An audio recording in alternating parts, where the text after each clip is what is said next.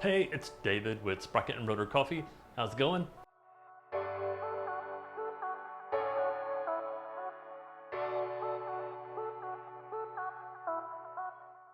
I got Penelope on the camera today. Wave to the camera, Penelope. Awesome. So what I'm gonna do today is teach you how to use the Chemex, to brew coffee on the Chemex. I'm gonna walk you through a bunch of different steps. This is what I've learned. There's more to it than that. I'll talk about those particulars that you can learn more about that I'm not gonna demonstrate today, but I'm kinda do a quick review or quick tutorial on how to do that. So of course you're gonna need your Chemex coffee maker. This is your standard 6-cup. This is what most people have. I've got the Chemex filters to go with it. You can use other types, but I prefer those. I've got some Sprocket and Rotor coffee, some Robusta. Just gonna give that a go in there. You're gonna need a good digital scale. Also has a timer on it. Both of those are very useful. You don't have to have the timer on the scale, but it's something you're gonna need. Coffee grinder. We can talk all day about different types of coffee grinder and what's good. Electric kettle. Gooseneck really is it's not necessary, but it's much preferred. Heats to 212. We're gonna go to about 205 today. And then I've got coffee water. So if you wanna make really good coffee, you take distilled water and you add these coffee packets to it. I'll show you more about that in a little bit. All right, step one. I go ahead and heat up my water first because that takes a little bit, and while the water's heating, I can do different things. Earlier I mentioned coffee water. That's actually a brand, I don't know if you can see this, of minerals that you add to your distilled water. So for coffee to taste its best, you actually want a higher parts per million count or total dissolved solids count than you might think. For years and years and years and years, I had been using filtered water for my refrigerator because I thought the less funky stuff in my water, the better my coffee would taste. I found out through taking a class and reading James Hoffmann's Making the Best Coffee at Home book that that is not what you want. So I buy distilled water. I plan to get some sort of way to distill it myself later, which has very, very, very, very low parts per million. And then you add these little packets. You can get them on Amazon. Coffee Water's the brand. It's about 22 bucks for 25 packets, so it'll do like 25 gallons. And put it in there, just shake it around, it'll mix it up. And then you've got water with minerals in it, and the minerals that you want, not ones you don't. So that's the key thing with those. And that helps the material in the coffee as it extracts when you're brewing stick to the minerals in the water, and it really does heighten the flavor. I did a back-to-back taste comparison, same coffee, same brewing method, everything, and noticeably different. Really would recommend. All right, so on your digital or electric kettle, over time I've pre-measured a bunch and I realized I go ahead and fill it up almost to max, so we're gonna talk about ratios in a little bit.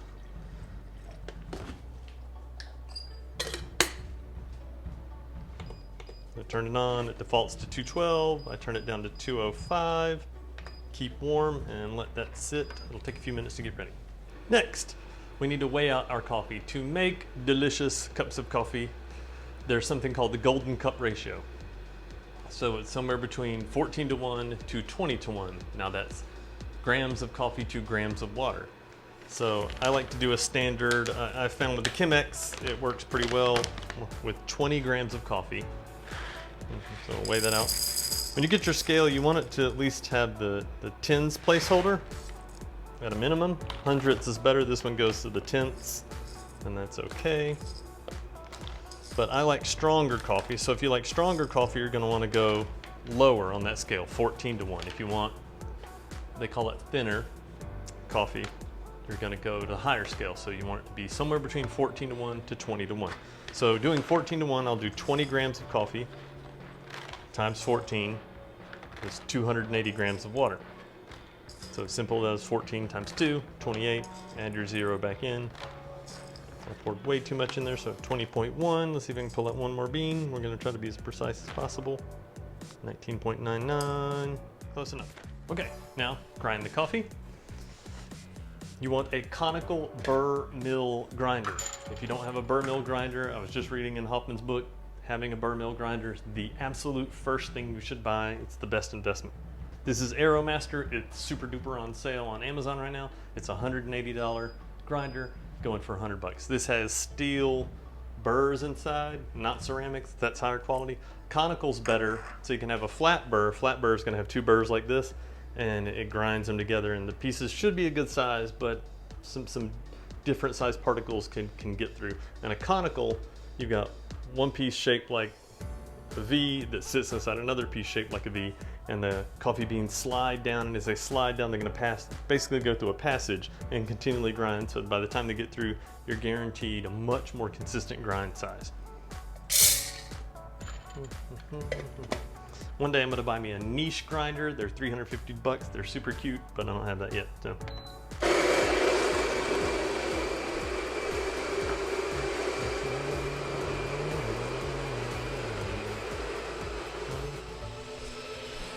And done. All right, after you grind your coffee, you should always smell it. Coffee. Okay, the coffee filter. If you're using Chemex filters, they're folded. So I've got circles. I'm ordering squares next just because it's more traditional. So the way you do it is you pull one side out, so you're gonna have 3 layers on one side and 1 layer on the other. You want to make sure that the layer with 3 sides is on the side of the Chemex with the little pour spout. Otherwise, it can vacuum lock in there and you won't be able to pour your coffee out later. So I kind of stretch it a little bit, give it a little bit of a fold right there. I don't want to stick that fold in the spout area because that'll get stuck in there as well. Another trick that everyone should do is you're going to take some of your water that you preheated, and you're going to pour a little bit of that. You're going to wet as much of the filter as you can, and that pulls out a little bit of the manufacturing goo or whatever's in there that'll alter the flavor of the coffee a little bit. So just pour it, and it'll also, as the hot water goes through, it preheats the carafe at the bottom, which is something else you want. So just enough to kind of soak it, quick little circle. Boom, that's going to go through. Oh, sorry, put the kettle down. And I shake it around, kind of heat up the carafe a little more. Another pro tip, something annoying about a Chemex is having to dismantle this, untie your little leather knot and do all that. To prevent having to do that as often as I might have to because of coffee and water and things running down into it, take a little paper towel when you pour things out.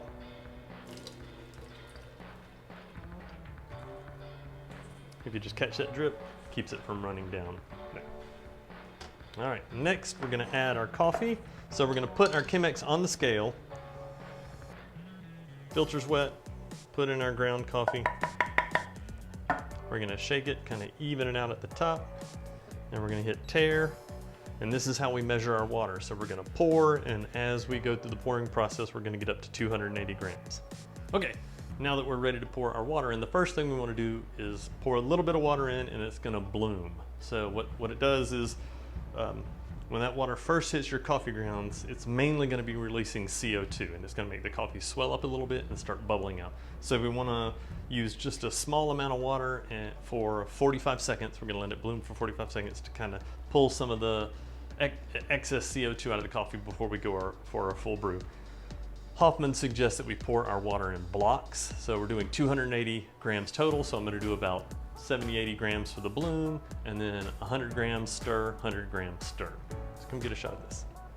All right, we got our timer, so we want to start pouring right, and you want to do little circles inside and then out around. I'm not a pro at this, but that's what I've learned, and I'm trying to master that skill.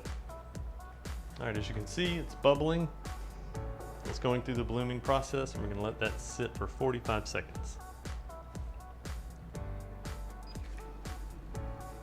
Okay, 37, 38, a few more seconds, and we're gonna pour our second block of water. Same thing, we'll start in the center, make little circles to the outside. So we're gonna get up to about 180 grams, give or take here. Okay, second block of water in. Now you're gonna let it extract for just a moment. What they call is extraction, is the water pulls the coffee materials out of the grounds down into the carafe. So we let it sit for just a minute, let everything settle. Then we're gonna stir vigorously for just a moment, and that's gonna help us create a flat bed of coffee within the filter, which is gonna help it extract more evenly.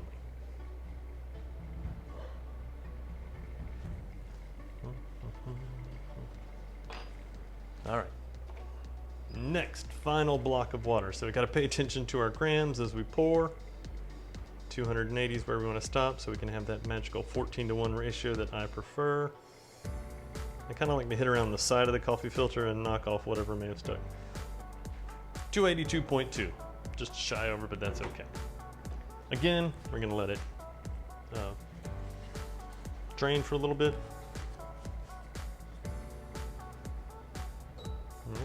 And you're gonna stir, kind of a back and forth motion. That's gonna settle the grounds and create that bed that we want. Some people don't like the Chemex because they feel the extraction time is too long. Usually somewhere around 4 minutes, maybe 5. Some people feel that's way too long, but I really like it myself. We don't need the scale anymore, unless you're just concerned about your time. You can keep the timer going. As we pull it off the scale, final thing we want to do is give it a little bit of jiggle. All right, as the water continues to drain through the coffee grounds, as it finishes up, hopefully you should see a nice flat bed. Ooh, it's going pretty slow. I forgot to talk about grind size, so a lot to know. I don't know specifics. I'm still learning a lot in that area. I grind right at medium setting on my grinder, and that works really well for most coffees. But there's a whole slew of different variables. You can adjust your temperature to like 195 to 210 to 215, depending on the type of coffee, the origin or region. Light coffees, it's harder to extract because they're denser, so you're going to need to use a much finer grind. Dark coffees are much less dense, and therefore you can take a coarser grind and they'll extract much faster.